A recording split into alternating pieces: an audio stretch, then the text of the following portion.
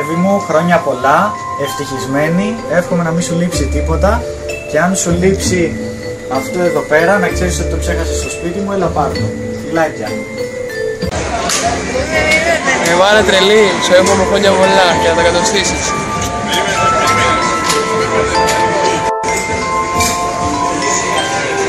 Μωρό μου, εγώ και το πάντα μου, σε ευχόμαστε χρόνια πολλά να τα κατοστήσεις. Γεια σου Εύη, χρόνια πολλά, σε αγαπάμε πολύ. Εντάξει. Γεια σου Εύη, χρόνια πολλά να τα καταστήσεις, ό,τι υποθείς, υγεία, ευτυχία, αγάπη και του χρόνου να είστε καλά.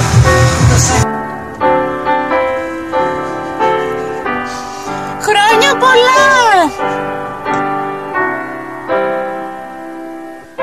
Εβούλα, χρόνια πολλά, ό,τι επιθυμείς. Ελπίζω γρήγορα να σε δούμε, να συναντηθούμε και να τα πούμε και από κοντά. Χίλιες ευχές, κούκλα μου. Και από μένα το ίδιο. Χρόνια πολλά Εύη. Ευάκι μου, χρόνια πολλά εύχομαι. Πάντα χαμογελαστή και έτσι όπως είσαι. Και ξέρεις, πάντα τέτοια μεγέθη. Για το ποτό.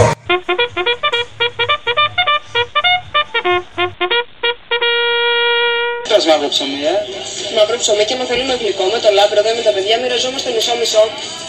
Το χωρίζουμε στα 3, στα 4, κατάλαβες.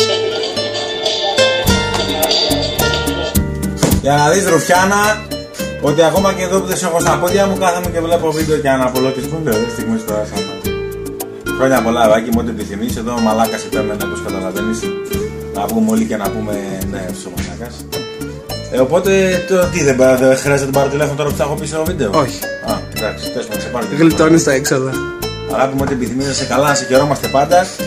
Και τα υπόλοιπα από κοντά.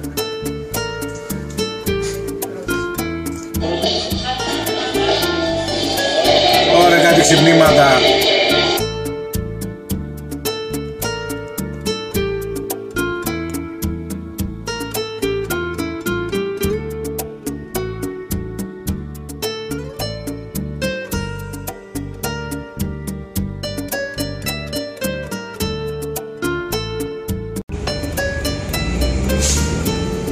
Εύη, χρόνια πολλά, τα υπόλοιπα.